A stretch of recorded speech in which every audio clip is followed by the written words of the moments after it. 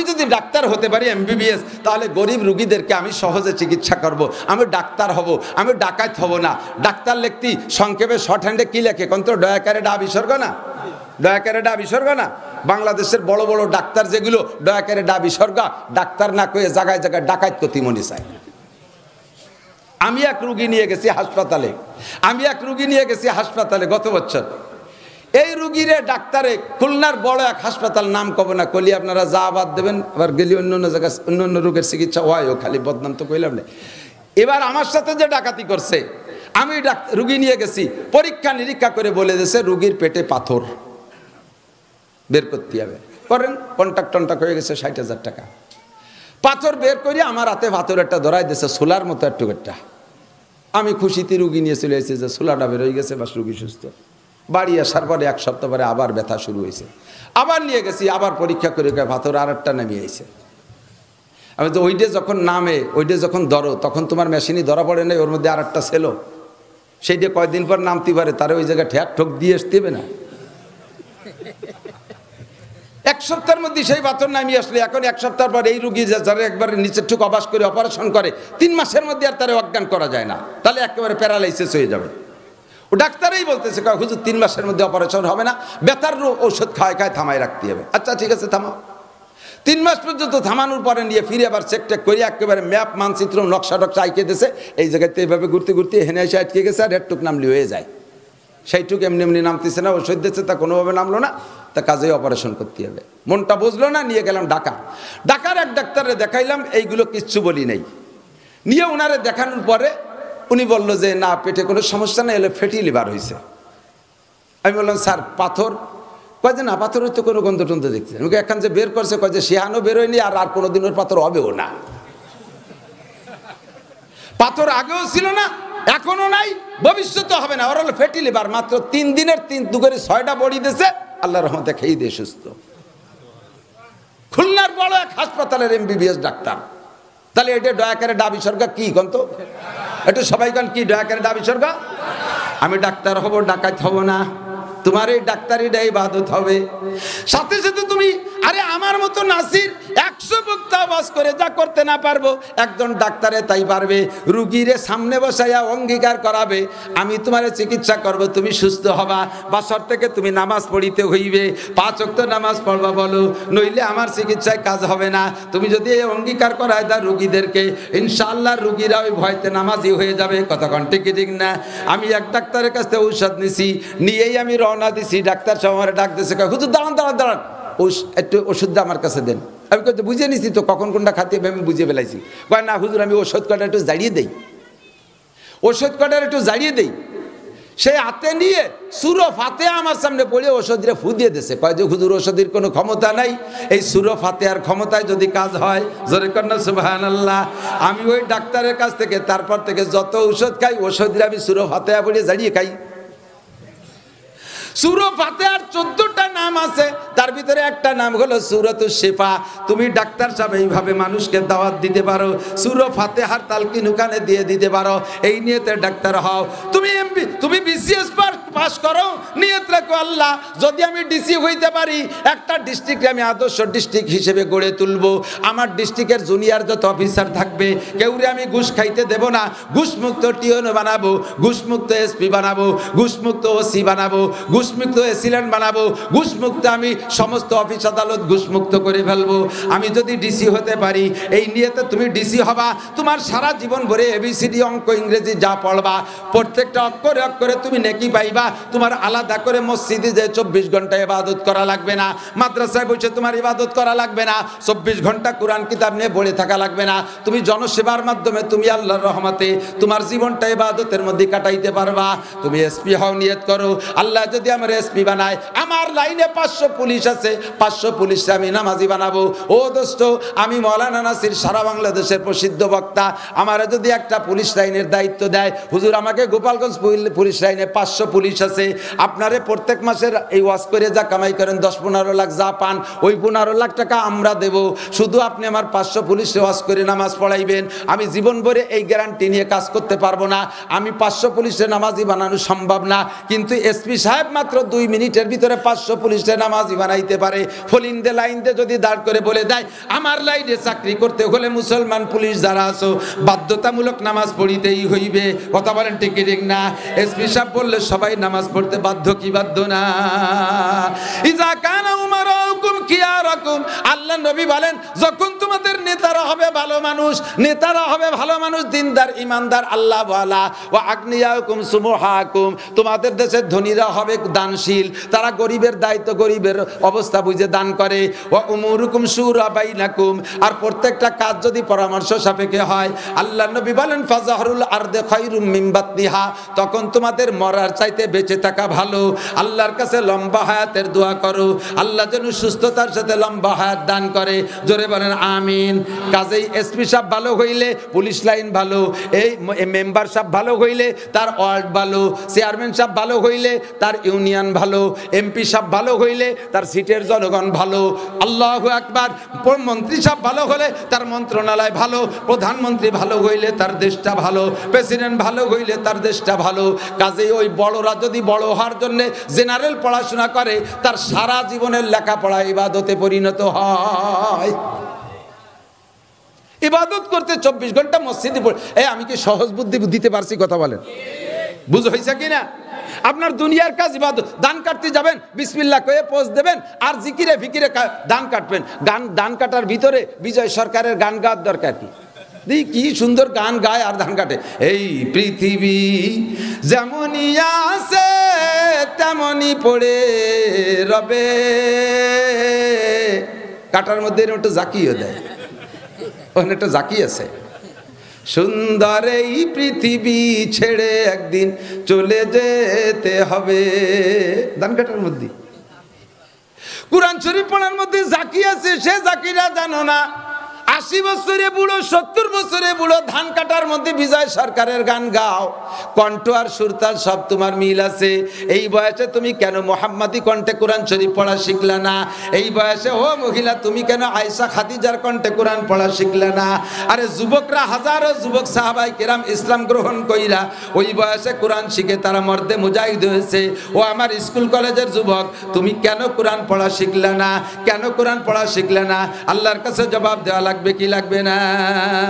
আল্লাহু আকবার। যা করবা, মহিলাদেরকে বলি আমার মারা, তরকারি কোটা শুরুতে বিসমিল্লাহ, কোটা শেষ হয়ে যাবে আলহামদুলিল্লাহ, ভাতের চাল ধুয়ে দেবেন বিসমিল্লাহ, রান্না শেষ হয়ে যাবে আলহামদুলিল্লাহ। এমনকি বাচ্চাকে দুধ পান করাইবেন, নবজাতক দুধের বাচ্চা তো বিসমিল্লাহ কইতে পারে না। ও মা, আপনার স্তনে দুধ দেছে কে? কথা বলেন কে? আল্লাহ না দিলে দুধ হয় না। কতক্ষণ শুকনো শুকনো মহিলা 2টা বাচ্চা জমজ হয়েছে, 2 বাচ্চায় দুধ খাওয়ার পরও মার দুধ এত বেশি, ব্লাউজ ভিজে যায়, কাপড় ভিজে যায়, ঠিক না? আবার এইরকম তাগড়া এক মহিলা, বিয়ের 15 বছর পর একটা মাই হয়েছে, 1 ফুট দুধ যদি পায়, তারে ডানো কিনে খাওয়াতি খাওয়াতি সে মাইয়ের বাপ ভ্যান চালাতে চালাতে লাস্টে ভ্যান বিছিয়ে খাওয়াইছে। মহিলা মোটা কম না, মোটা খেজুর গাছের মতো। মাঝে মাঝে দেখবেন চিকুন একটা খেজুর গাছ বড়ির ফলে কাইতে রয়েছে, তার এক পাশে আবার কড়াই খাই আজ কোন বানাই ফেলাইছে। গাছি এত বড় কলস একটা নিয়ে উঠতেছে, সবাই কয় গাছের যে চেয়ার আর কলসের যে চেয়ার, তুই মাথায় যাস না, গোড়া উগলে ভেঙে ফুটে যাবে। সকালবেলা আসিস, কট্টক রসায় দেখাবো। সকালে গেছে সেই বড় কলস বইরিয়ে গাছের গা ভিজে গেছে, ভাসিয়ে গেছে। গাছ এরকম চিকুন, আর এক গাছ এত মোটা খেজুর গাছ একটা বোতল নিয়ে উঠতেছে। রস তো সব জায়গায় কমে গেছে, ঠিক না? আগে তো দেখতাম এক গাছে 2 খান রস হইতো, 2টা নালি দিয়ে আমি খেজুর গাছের কলস পাত্তি দেখছি। মুরব্বীরা কথা কর না, ঠিক না? এখন আছে তা, কোনো গাছে আইতকোন, কোনো গাছে পুয়া খান, এইভাবে কমতি কমতি এখন ঠিলে বা তাও ছাড়ান দিয়েছে। মাঝে দেখছি বোতল পাতে, এখন ইদানিং বোতলও পাতে না, গাছি কাটিয়ে তুই এসে ফুলাপান জিব্বে ভাইতে দাঁড়ায় খায়, খানিক পর 1 ফুটা পড়ে তাই সাইটি খাইতেছি। গাছ এরকম মোটা, বোতল নিয়ে উঠছে, এত মোটা গাছে অটুক বোতল করে তাই লিয়ে সকালে যেতে 2-3 ফুট হয়েছিল, তা মাসিতে খেয়ে ফেলেছে। এই মোটা খেজুর গাছে রস দেয় না, যে দেয় না সে কে? চিকুন গাছটায় রস দেয় তিনি কে? চিকুন শুকনো মহিলার স্তন ভরা দুধ কে দেয়? মোটা মহিলার দুধ দেয় না, কে দেয় না? আল্লাহ দেয় না, ঠিক না? কাজেই আপনার স্তন ভরা দুধ একটা মহিলার এই দুধ যার হয় না, তার বাচ্চাটারে পালিয়ে বসে বড় করতে দুধ ছাড়াইয়া ভাত ধরাইতে যে তার 3-3.5 লক্ষ টাকার দুধ কিনা লাগে। আর আপনার স্ত্রীর স্তন দিয়ে আল্লাহর রহমত, কত দুধ আলহামদুলিল্লাহ। 6-8টা বাচ্চা খাইয়ে দিয়ে মনি শুয়ে গেল, বিটা হয়ে গেল, তাগড়া। কাজে এটা আল্লাহর রহমত মনে করিয়া বাচ্চারে যখন দুধে স্তনে মুখ লাগাইবেন, তখন এই স্তনের সাথে মুখ লাগাই দেবেন আপনি তার, আর আপনি মা মুখে বিসমিল্লাহ বলবেন, বিসমিল্লাহ বলে বাচ্চারে মুখ ধরাই দেবেন। খাওয়া যখন শেষ হয়ে যাবে, মুখ সরাই নেওয়ার পরে আপনি আলহামদুলিল্লাহ বলবেন। যত ফুটা দুধ তারে পান করাইছেন, ফুটায় আপনার আমলনামায় নেকি লেখা হয়ে যাবে। বাচ্চারে দুধ খাওয়াইবেন, এটা ইবাদত হবে।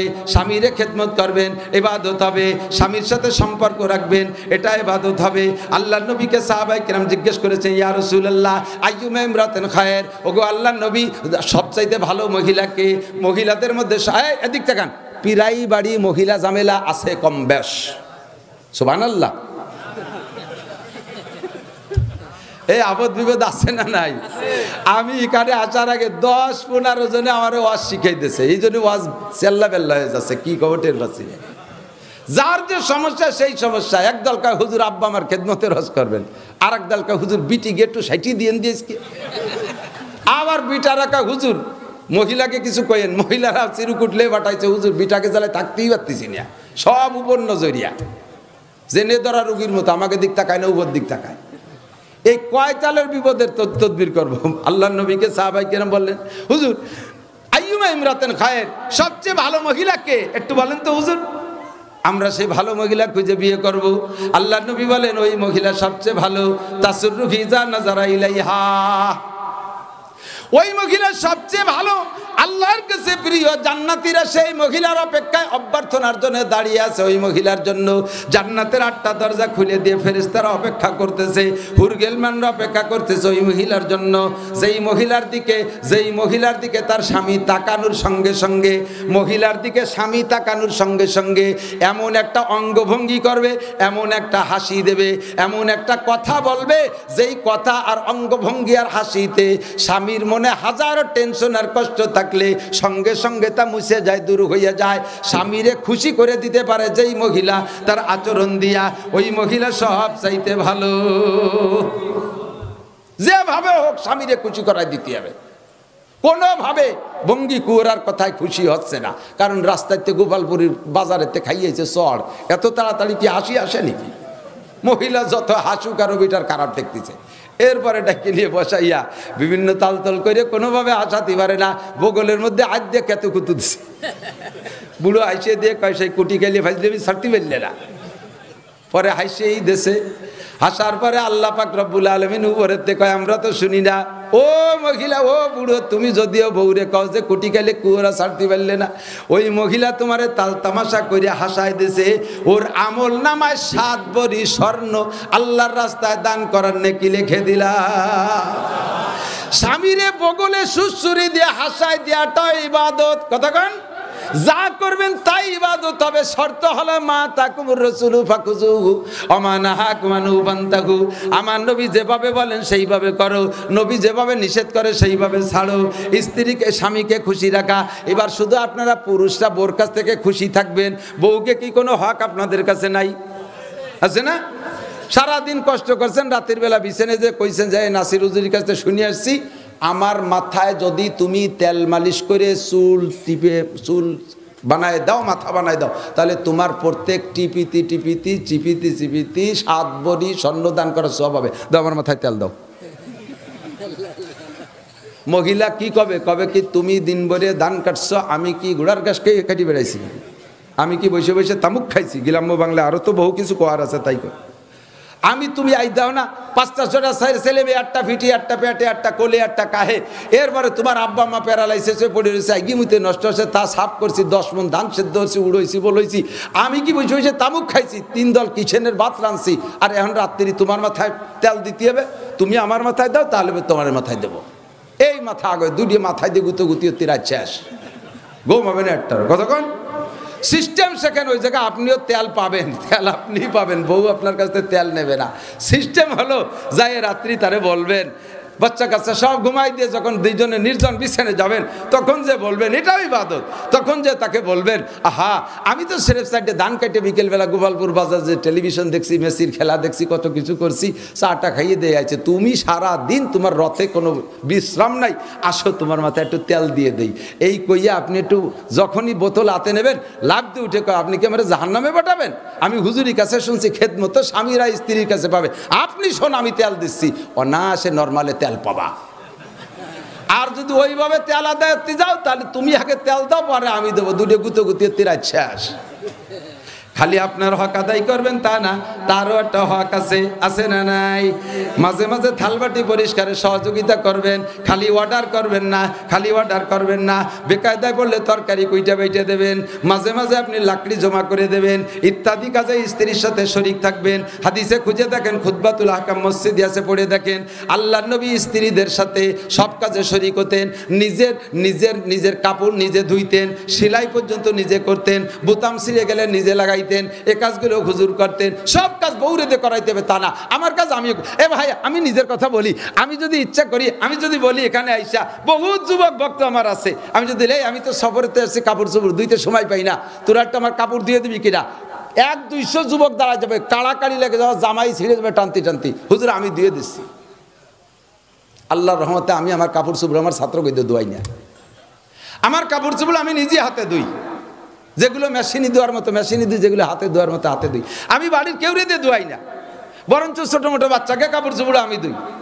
আমার প্লেটটা আমি ধুয়ে মুছে পরিষ্কার করে খেয়ে আবার সেভাবে রেখে আসি। আমি যদি বলি আমার এখন 5 কেজি দুধ লাগবে, আমার এই তারালির বহুত যুবক আছে যাইয়ে গাইরে নতুন করে বিয়ে দরকার হয় দুধ বেরোয় নিয়ে আসবে। যদি কে আমার 1 ডজন মুরগির ডিম লাগবে, মুরগির পারিস নাহলে আস্ত মুরগি হুজুরে ধরিয়ে দেবো, এত ব্যবস্থা। আল্লাহর রহমতে আমি গাই পেলে দুধ খাই, আমার বাড়ি মুরগি পেলে আমি দুধ খাই, ডিম খাই, এগুলো সব ডিম দুধ সব আমার হাতে আল্লাহর রহমতে। আর আমি নিজে হাতে ঘাস কাটি, কেন করব না? এগুলোর ভিতরে যদি ইবাদত থাকে, কথা বলেন না কেন? আমার বৈধ কাজকে আমি লজ্জা কেন করব? আমার সব কিছু আমি করব, যা কিছু করব তা যদি আল্লাহর হুকুম আর নবীর তরিকায় হয় আমার ইবাদত হয়ে যায়। যুবক তুমি পোশাক পরো, পোশাক কার হুকুম? বলেন পোশাক কার হুকুম? 70 টাকা কার হুকুম? পুরুষের জন্য সেম, মাত্র নাভির উপর থেকে হাঁটুর নিচ পর্যন্ত। এই যে আমার গামছা আছে সাথে, এই গামছা খান পরলে নাভির উপরের থেকে হাঁটুর নিচ পর্যন্ত ঘিরে যায়, এটা বেশ মোটামুটি গামছা। আমি জামা কাপড় সব খুলে যদি শুধু গামছা খান পরে স্টেজে বসি, তা আমার ফরজ আদায় হয়ে যাবে, কিন্তু কেউ আর শুনবে? আল্লাহ পাগল হলো কবে আবার বলবে কি বলবে না? তবে আমার ফরজ আদায় হয়ে গেছে, ঠিক না? বাকিটুকু আমার সুন্নাত। দুঃখ লাগে, পরিতাপ লাগে, আফসোস লাগে। কালকে চট্টগ্রামেতে ফ্লাইটে যখন আসছি, বিমানের ভিতরে আমার পাশে বসছে 2 কুদমা, হাফ প্যান্ট পরিয়ে, আমার সে 1 বিঘে তুসু হবে, এই মোটা রান, আমি 60 থেকে রান ধরতে পারবো না। এই হাফ প্যান্ট পরে আমার ভাষায় বসে রয়েছে, আমার সিটির ডাইন পাশে 2 সিটি তারা বসা, একভাবে কি বসে, মাঝে মাঝে চোখ পড়ে না? এই রান বের করো যেমন কবিরা গুনাহ, আর একজনের রান দেখাও কবিরা গুনাহ। শরীরের অঙ্গ প্রত্যঙ্গের এক একটার ভিতরে আল্লাহ তাআলা এক এক রকম অনুভূতি দিয়েছে, এক একটার ভিতরে আল্লাহ তাআলা এক এক রকম আকর্ষণ দিয়েছে। হাত দেখলেই মন খারাপ হয় না, হাঁটুর নিচে দেখলে মন খারাপ হয় না, পুরুষের গা দেখলে মন খারাপ হয় না, কিন্তু নাভির উপরের থেকে নিয়ে হাঁটুর নিচ পর্যন্ত এই মাঝখানের অঙ্গটুক, নারীত্বক পুরুষ, নারীত্বা নারী দেখলেও তাদের ভিতরে যৌন সুরসুরি আসে। পুরুষের এই অঙ্গগুলো দেখলে পুরুষের ভিতরে যৌন সুরসুরি আসে, আর নারীরটা পুরুষ আর পুরুষেরটা নারী দেখলে তো আসবেই আসবে। এই জন্য 70 টাকা ফরজ। এই ফরজ আদায় করার জন্য আল্লাহর হুকুম আর নবীর তরিকা আছে না নাই?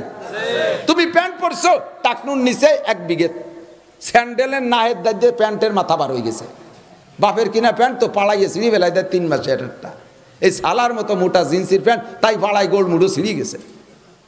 ওদিকে নিচে নেমে চলে গেছে 1 বিঘে, এদিকে পিছন দিয়ে বার হয়ে গেছে, নাভির নিচে বার হয়ে গেছে, বেরোতে যদ্দূর বেরোনোর দরকার বার হয়ে গেছে। এই বাটি ভাড়ার মোড়ে আমি গাড়ি নিয়ে দাঁড়াই রয়েছি, দেখি যে গ্যারেজে একজন বসা, আমি গ্যারেজে গাড়ি সামনে বসা, তারপর ও জায়গা পায়খানা করে, পায়খানা করে ওরম জায়গা বসে। তো আর একদিক চোখ কাজ করে আইগো একটু ভালো রে তাহকিক করলাম, যে জায়গায় তো কয়া লাগতে পারে, ভালো রে তাহকিক করে যায়। আগে যে পায়খানা করতেছে না, ও গাড়ি সারতিছে, প্যান্ট সরতি এত দূর সরিয়ে চলে গেছে, আগে দিলি প্যান্টে মাহাবে না। দেখছেন না এরকম? দেখছেন না? আমি মিথ্যে কথা কই, আছে না নাই কথা কোন? ইজাফাত গেল হায়া ফাফাল মা শিতা, এই প্যান্ট পরে ইবাদত, পোশাক পরে ইবাদত, তা যদি নবীর তরিকায় হয়, আর যদি নবীর তরিকার বাইরে হয়, তাহলে লাখ টাকার পোশাক পরবা, তবুও তাতে তোমার ইবাদত হবে না, বরঞ্চ কবিরা গুনাহ হবে। কতক্ষণ? আমার বাড়ির রাজমিস্ত্রি কাজ করতেছে, ওইরকম বসে বসে কাজ করে যে ফাঁসার এই জায়গাতে খালি বার হয়ে, ওরে 3-4 দিন কইছি যে ফিরে যদি তুই এই ফাঁসা বার কাজ করতে আছিস, তোর ফাঁসা বাইরে উনি ঠুকে আমি বাড়ি হবো। আইজও আবার আইসে, সে করনি বইরে মাল নিয়ে গেছে যে ওইটু প্লাস্টার করে দিব। শয়তান, তোর প্যান্টে ফাঁসা কিনতে পারি না, আমি একবারে প্লাস্টার করে দেওয়ার কোনোদিন পড়া লাগবে না। এই পোশাক পরা জায়েজ না না জায়েজ? হাসে উড়ে দেন না, বলেন জায়েজ না না জায়েজ? একটু বলেন জায়েজ না না জায়েজ? হালাল না হারাম? বলতে হবে হারাম, বলতে হবে হারাম। নাবি কেনছে, লুঙ্গি কেনছে 2200 টাকা দিয়ে। 2200 টাকার লুঙ্গি তো আর খাটো হতে পারে না। মানুষ যত বড়ই হোক না কেন, লুঙ্গি সেই সাইজের বড় আছে। লুঙ্গিটারে নামাতি নামাতি একেবারে সব টুক নামাইয়া রাস্তা সুরতি সুরতি যাচ্ছে। রোড ক্লিনার, ওর মতো 3 জন রাস্তায় দিয়ে হেঁটে গেলে রোড ঝাড়ু দিয়া লাগে না, লুঙ্গির বাড়িতে শেষ। গুগবর সব লুঙ্গির মহিমা, এদিক দিয়ে নাবির নিচে সব বেরোয় ফেলেছে। নাবির নিচে বেরোয় দিয়ে মার সামনে, বোনের সামনে, যুবতী মায়ের সামনে, শাউরির সামনে, দেশের মানুষের সামনে করে। কত বড় বেহায়া, কত বড় বেশরম। নবী বলেন লজ্জা চলে গেলে যা খুশি তা করা যায়। আল হায়াউ শুবতুম মিনাল ঈমান, লজ্জা ঈমানের অঙ্গ। তুমি লজ্জা তৈরি করো, তোমার ঈমান মজবুত হবে। তোমার ঈমান যদি থাকে তাহলে বেলজ্জার কোনো কাজ তুমি করিতে পারিবা না। মা আতাকুমুর রাসূলু ফাখুযু, এ যুবক তুমি যে চুল কাটছো, এদিকে আসো। আল্লাহ নবী বলেন মান তাশাব্বা বিকওমিন ফাহুয়া মিনহুম। তুমি চুল কাটাইছো, 2600 টাকা দিয়ে চুল কাটাইছে, কাটাই কুটে একটু লম্বা হয়ে গেছে। কাটার আগে একটু খাটো ছিল, কাটানোর পরে লম্বা হয়ে গেছে। 2600 টাকা দিয়ে চুল কাটাইছে, চোর কাটিং। ছোটবেলায় দেখতাম চোর ধরা পড়লি বেড়া কেসি দিয়ে আইলু জাইলু 3-4 পোস্ট দিয়ে দিত, মনে আছে নাকি? এখন 2600 টাকা দিয়ে চুল কাটাইছে, চোর কাটিং। এ পাশে 3 পোস্ট, এ পাশে 3 পোস্ট, বোঝা যায় যে ওটা চুরি হয়ে আইছে, তাই আলামত নিয়ে গেল। মেসি কাটিং এর দাড়ি রাখো, মেসি কাটিং এর দাড়ি রাখো। ওই মেসি আমাদের কোনো কুটুম্ব না। মেসির গোষ্ঠী ব্রাজিল, আর্জেন্টিনা, পশ্চিমে যত আছে সমস্ত ইহুদের গোষ্ঠী, সব নাসারার গোষ্ঠী, সব নাসারার গোষ্ঠী ঐক্য হইয়া ফিলিস্তিনের মুসলমানদেরকে মারে। ও আমার প্রাণ প্রিয় যুবকরা, জীবনের তরে প্রতিজ্ঞা কর, আজকে জীবনের তরে পাক্কা প্রতিজ্ঞা কর, অমুসলমান খ্রিস্টানদের কোনো কিছু ব্যবহার করব না, তাদের সাথে কোনো মোহাব্বত রাখবো না, তাদের সাথে কোনো ভালোবাসা রাখবো না। আমার বাংলাদেশের যদি খেলার টিম যায়, তাহলে তাদের যতক্ষণ পর্যন্ত মাঠে থাকে অতক্ষণ তাদের সমর্থন করব। এরা চলে আসার পরে আর কোনো দল আমার নাই। যদি আরাবিয়ান কোনো দল থাকে তাদের সমর্থন করব। ইহুদ নাসারা, হিন্দু বুদ্ধ খ্রিস্টানদের কোনো দলরে আমি সমর্থন করব না। আল্লাহর নবী বলেন আলমার উমামান আহাব্বা, যার সাথে যার মোহাব্বত তার সাথে তার কিয়ামত। ওরা দেখো জোট করে মুসলমান মারতে চলে আসছে। তোমরা মধ্যপ্রাচ্য থেকে যাদেরকে দামি একটা কাপ দিয়ে দিলে বিশ্বকাপে জয় হওয়ার পরে, বাংলাদেশের মুসলমানরা 300 গজ, 500 গজ, 1.5 কিলোমিটার, 2 কিলোমিটার পতাকা আমি দেখছি। ওই সময় দেখি 2 কিলোমিটার, চুয়াডাঙ্গা যেয়ে দেখি প্রায় এক বাজারের এ মাথাতে ও মাথা, একটা থানার এ মাথাতে ও মাথা পর্যন্ত এক পতাকা টানানো। যাদের পতাকা টানাইছো তারা এদেশ থেকে কাপ জিতে যাইয়া, এই কাতারের মুসলিম কান্ট্রি থেকে কাপ জিতে নিয়ে যাইয়া তোমাদেরকে একটা চকলেটও খাইতে দেয় নাই, তোমাদের নামও তারা উচ্চারণ করে না। কিন্তু তারা এখন যুদ্ধ কইরা মুসলমানদেরকে শেষ করতেছে। 32টা মসজিদ গুঁড়ো গুঁড়ো করে দিয়েছে, 32টা মসজিদ গুঁড়ো করে দিয়েছে। পাক্কা সিদ্ধান্ত নাও, যদি ইমানদার হও, আল্লাহ ওয়ালা হও, জীবনে কোনোদিন কাফের মুশরিককে ভালোবাসবো। জোরে বলেন ভালোবাসবো। কারা কারা প্রতিজ্ঞা করতে পারবে? বক্সিনের সাথে এরকম হবে, বক্সিন মুট পাকান, তাকবীর হবে, নারায়ে তাকবীর। এই হাত রে এরম রাখা হলো দুর্বলতার আলামত। বক্সিনের সাথে তাকবীর, নারায়ে তাকবীর। আল কোরআনের আলো, আল হাদিসের আলো, বিশ্বের মুসলিম এক তো ইয়ে রয়েছে, শুয়ে থাকলে কাবে এক জিহাদ করো। বিশ্বের মুসলিম এক হও, জিহাদ করো। ইহুদিদের দালালরা, খ্রিস্টানদের দালালরা, জো বাইডেনের দালালরা, নেতানিয়াহুর 2 গালে জুতো মারো তালে তালে। ফিলিস্তিনের মুসলমান জিন্দাবাদ, জিন্দাবাদ।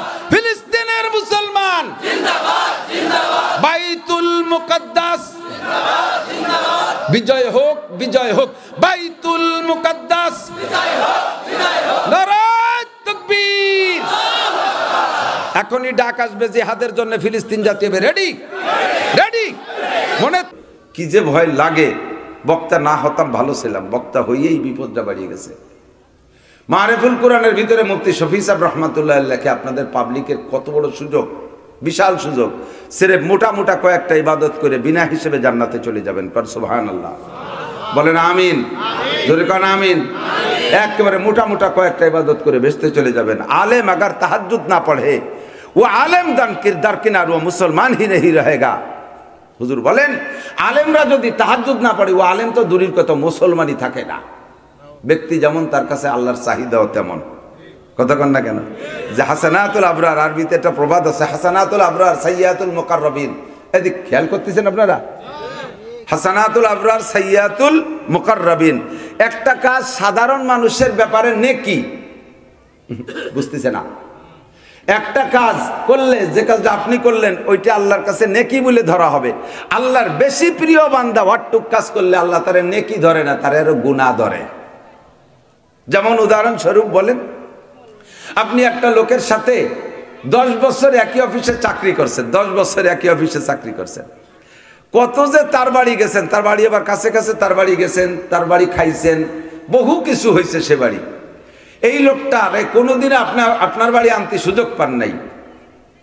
চাকরি থেকে রিটায়ার্ডের পরে আপনি চলে আসছেন, চাকরি থেকে রিটায়ার্ডের পরে আপনি বাড়ি চলে আসছেন, মনে মনে অপেক্ষায় আছেন, সেই লোকটাও অপেক্ষায় আছে যে কোনো না কোনো দিন দেখা হবে আর তার বাড়ি একটু বেড়াতে যাব।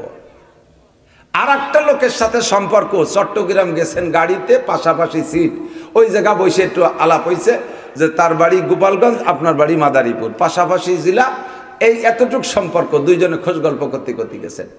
এই লোকটা এবার বাড়ি আসার পরে হঠাৎ একদিন আপনার বাড়ির পাশের রাস্তা দিয়ে যাইতেছে, এখান থেকে যাইয়ে মোটরসাইকেলে যাইয়ে গোপালগঞ্জ যাবে।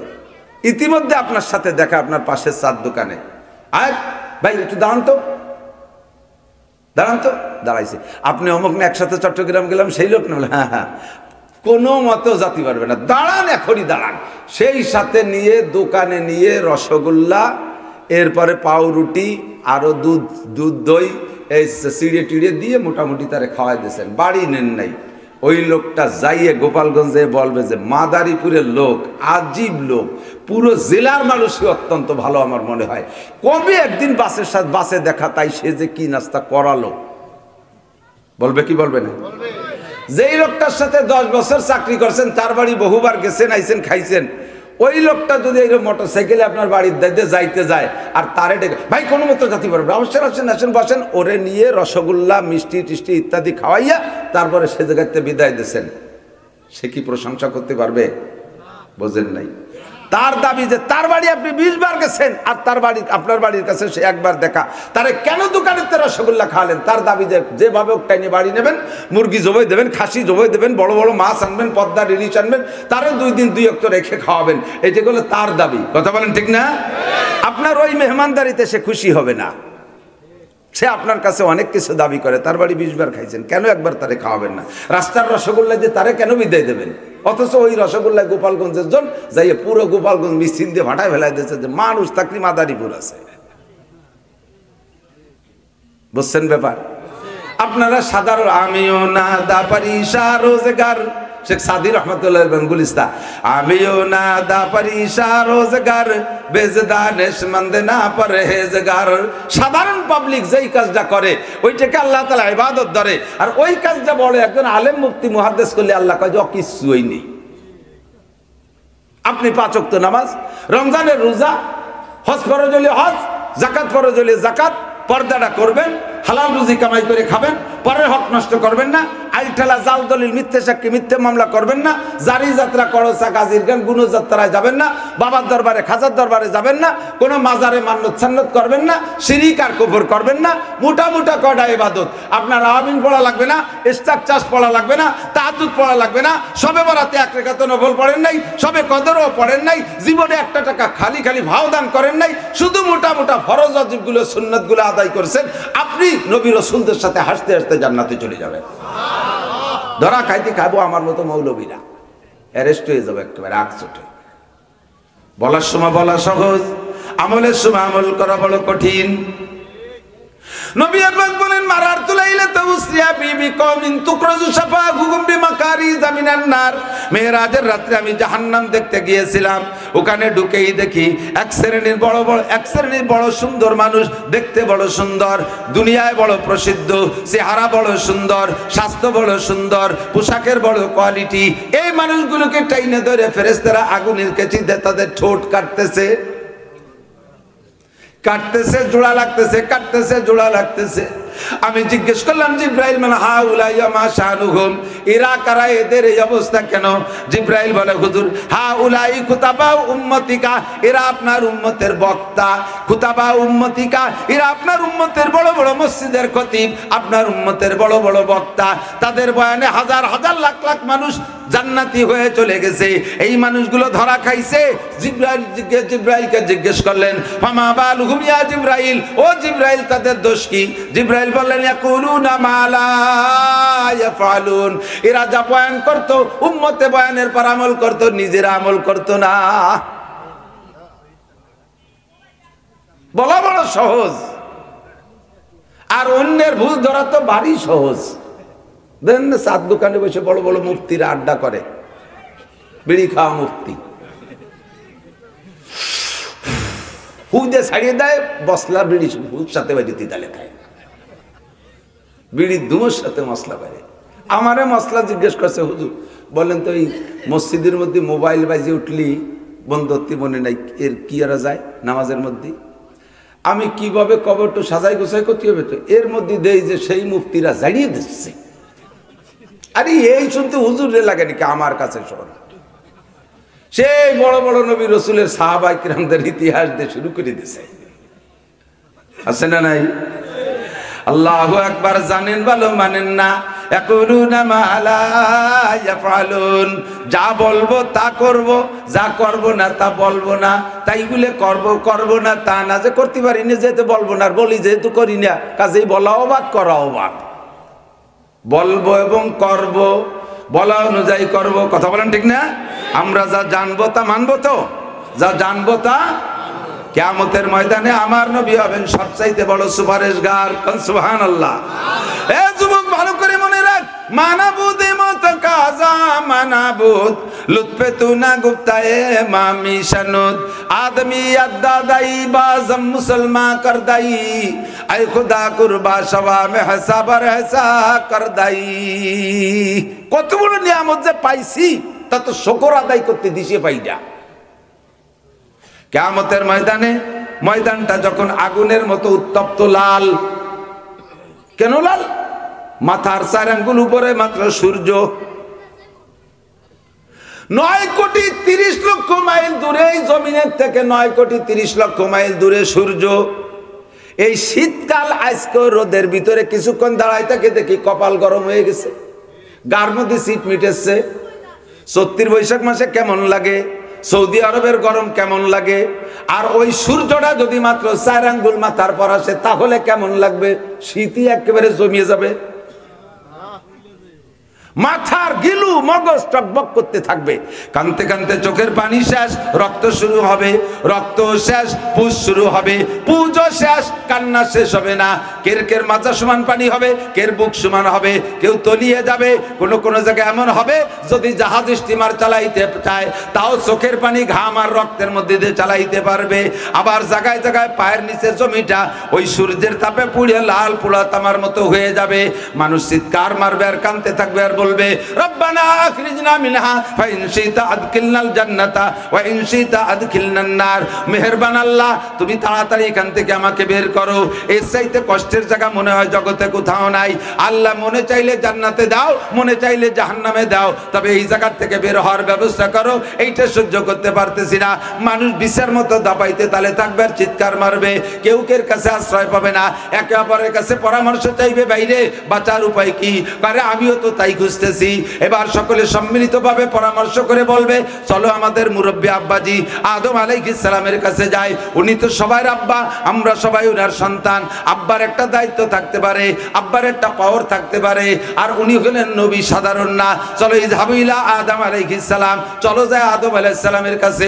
সবাই যে আদম আলাইহিস সালামকে বলবে আনতা আবুল বাশার, আপনি গোটা মানব জাতির আব্বা, ইসফালানা ইলা রাব্বিনা, আমাদের রবের কাছে আমাদের জন্য একটু সুপারিশ চান, একটু সুপারিশ করেন, আল্লাহর কাছে একটু বলেন। এই তো সহ্য হয় না, কানবে, কানতে কানতে কান্না শেষ, হাউমাউ হাউমাউ করতে থাকবা। এ ভাসমান করে শুনিস না রে যুবক, আল্লাহর কসম হাদিসের মধ্যে খুঁজে দেখ, শাফাতে কুবরার হাদিস।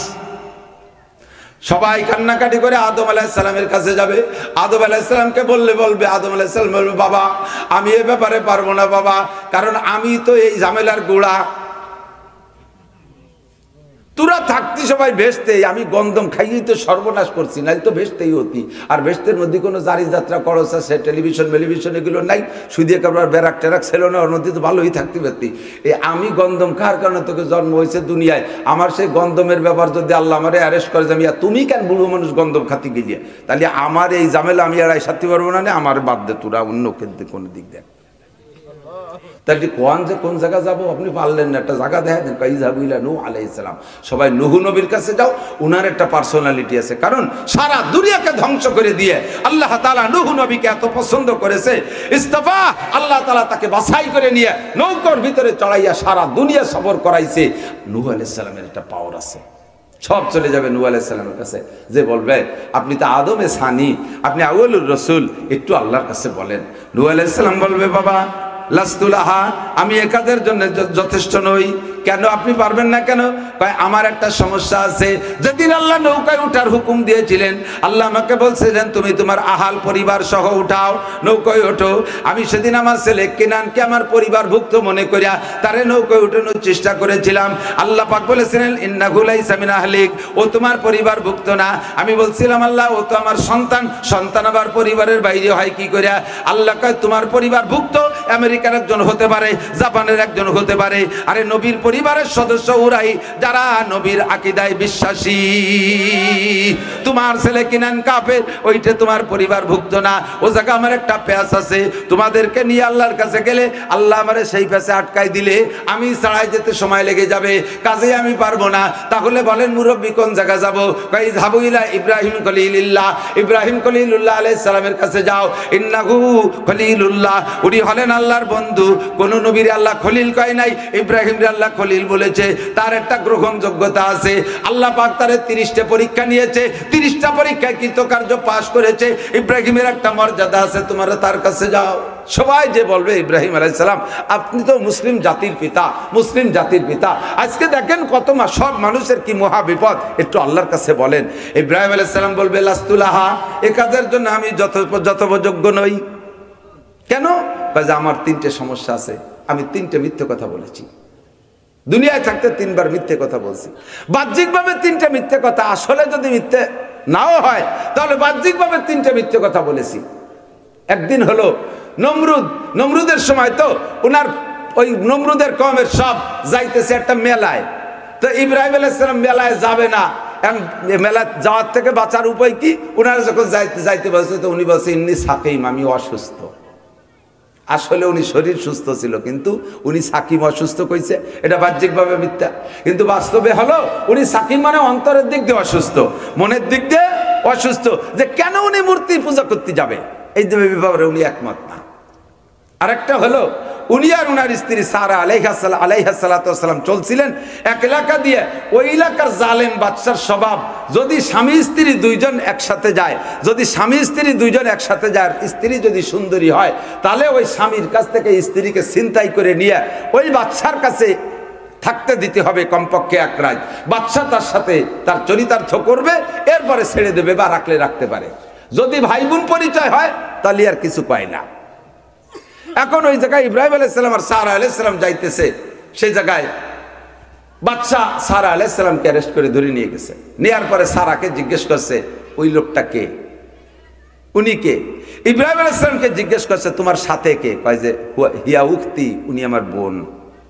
আসলে তো স্ত্রী, বলছে কি বোন, তাহলে এটা একটা মিথ্যে কথা হয়েছে, এটা যদি আল্লাহ ধরে। কিন্তু ইব্রাহিম আলাইহিস সালামের ছাড়াই যার জন্য ভিতরে কোন জিনিস রাখছে, আমাদের সবার আব্বা হলো আদম আলাইহিস সালাম, তাহলে আদম আলাইহিস সালামের ছেলে আমি, আদম আলাইহিস সালামের মেয়ে আমার স্ত্রী, সেই হিসেবে আমরা ভাই বোন, সেই হিসেবে আব্বা আমার ভাই, আমার আব্বাও তো আমার ভাই, আদম আলাইহিস সালামের ছেলে, আর মা আমার আপা। ওই গোড়ায় হাত দিলি তাই, এর ব্যতিক্রম না। আর একটা কি,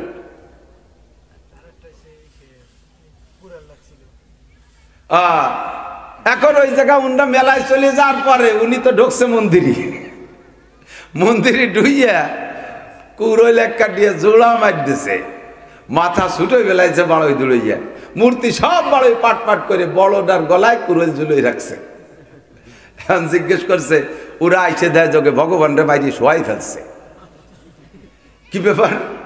এখন সবাই একে অপরে কানাঘুষি করতেছে, আর কেউ না, ওই যে ছেলেটা মেলায় যায়নি, ওর বাপ আগের তেই বাপ ভালো না, ওই এই আকাম ওই করছে, ওনারে ডাকছে, হ্যাঁ ইব্রাহিম মান ফাআলা বি আলিহাতিনা হাযা, আমাদের ভগবানের সাথে এই আচরণ কে করছে?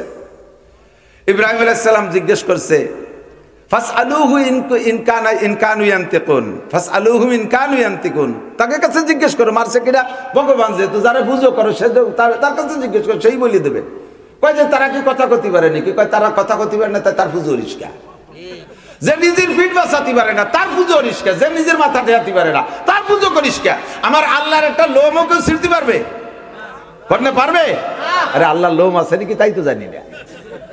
আল্লাহর কে নির্ধারণ কেউ যাইতে পারবে? পারবে? নমরুদ গেছে আল্লাহকে মারতে, উপর দিয়ে ঘুরিয়ে গাড়ি চলে গেছে। তো তোকে ভগবান যদি তোকে এই দুনিয়ায় নিজের আত্মরক্ষা ক্ষমতা না থাকে, দেখেন না বট গাছতলা আছে, বিভিন্ন জায়গা আছে, কুত্তই যাইয়ে বগল উচেরে নাক মুখ বেরিয়ে স্প্রে করে দিচ্ছে। কোনো একটা কুত্তরই কোনোদিন কইতে পারলো না, দেখ কুত্তো সবাই আমার কত খাবার তা দেয়, তুই খালি দিস না দিস এরকম মানুষের সামনে অপমান করিস কে? বছরের শেষে দুর্বল হয়ে যায়, পিছন দিয়ে বাঁশ বাঁধা যে ঠেয়ে সোজা রাখা লাগে। তো যে কথা কইতে পারে না, কয় না তুমি করেছো, কাই ইব্রাহিম আলাইহিস সালাম বাল ফাআলাহুম কাবীরুহুম, ওদের বড়টা করছে, কারণ ছোটগুলোরে মারিয়ে উনি বড়টারে মারে নাই, তার গারে কুড়াল ঝুলোই রাখছে। বাহ্যিকভাবে উনি বললেন কি যে ওদের বড় যে সে করছে, তার দ্বারা বোঝা যায় যে বড়টা গলায় কুড়াল নিয়ে দাঁড়াইছে সে। ওরা কয় যে সে তো নড়াছাড়াই করতে পারে না, তা সে আবার মারে কি রে? তো ইব্রাহিম আলাইহিস সালামের উদ্দেশ্য হলো তাদের বড় করছে, মানে ওদের সবার বড় তো আমি করছি, কিন্তু বাল ফাআলাহুম কাবীরুহুম, উনি বলছে তাদের বড় জন করছে। এই তিন মিথ্যে কথা আমি পারবো না। তো বাহ্যিকভাবে আন্ডারগ্রাউন্ডে কথা সত্য, উপরে উপরে কথাটা মিথ্যা। উনি এই ভয়ে আতঙ্কিত, আমি পারবো না। কথা যাবো কোন জায়গা বলেন? এই যাবো ইলা মুসা আলাইহিস সালাম, মুসা আলাইহিস সালামের কাছে যাও। ইন্নাহু কালিমুল্লাহ, দীর্ঘদিন পর্যন্ত আল্লাহ পাক কোন নবীর সাথে সরাসরি ওভাবে কথা বলে নাই যেভাবে কথা বলেছে ইব্রাহিম মুসা আলাইহিস সালামের সাথে। কাজেই তার একটা পার্সোনালিটি আছে। যাও সব দেবে মুসা নবীর কাছে, যে বলবে ইসমাইলা ইয়া নবী আল্লাহ মুসা, ও নবী আল্লাহ মুসা আল্লাহর কাছে সুপারিশ করেন। মুসা আলাইহিস সালাম বলবেন লাইসালাস্তুলাহা, আমি এই কাজের জন্য যথাযোগ্য নই, কারণ সমস্যা আছে, আমার উপরে একটা মার্ডার কেসের মামলা রয়ে গেছে। দুনিয়ায় থাকতে ফিরাউনের বাবরসিরে 100 মারিয়ে ফেলছিলাম, ওই কেস আজও রইছে। আমি আল্লাহর কাছে তোমাদের ব্যাপার নিয়ে গেলে যদি সেই কেসে আমারে অ্যারেস্ট করে ফেলে, কাজেই আমি পারবো না, তোমরা অন্য চিন্তা করো। এবার কয় তাহলে যাবো কোন জায়গা বলেন? কই যাবো ইলা ঈসা রূহুল্লাহ, ঈসা আলাইহিস সালামের কাছে যাও। আমরা দুনিয়ায় যত মানুষ গিয়েছি আব্বার মায়ের মাধ্যমে, ঈসাকে আল্লাহ এত পছন্দ করেছে, বাপ ছাড়া আল্লাহ ডাইরেক্ট রূহ পাঠাইয়া মারিয়ামের গর্ভে দিয়া তাকে আল্লাহ তাআলা শ্রেষ্ঠ 4 রাসূলের এক রাসূল হিসেবে বাছাই করেছেন। তার একটা গ্রহণযোগ্যতা আছে। উম্মতে যখন তার সাথে বেয়াদবি করেছে, আল্লাহ কাওয়ারাফানাহু মাকানান আলিয়া, আমি আমার ঈসাকে আসমানে তুলে নিয়ে আসি। দীর্ঘদিন পর্যন্ত দ্বিতীয় আসমানে রাখার পরে এরপরে আবার আখিরি নবীর উম্মত হিসেবে পাঠিয়েছিলেন। ওই লোকটার বিশাল মর্যাদা, তিনি আল্লাহর কাছে বললে আল্লাহ মানতে পারে, সব যাবে ঈসা নবীর কাছে। ঈসা আলাইহিস সালাম বলবে বাবা লাস্তুলাহা, আমি এই কাজের জন্য যথাযোগ্য নই। কেন হুজুর, আপনার তো কোনো দোষ আছে বলে মনে হয় না? আরে বাবা, আমার নিজের কোনো দোষ নাই, কিন্তু আমারে দালালে খাইয়ে গেছে। খাইছে, আমি উল্টো পাল্টা করি না, আমারে দালালে খাইয়ে গেছে। আল্লাহু আকবার। এই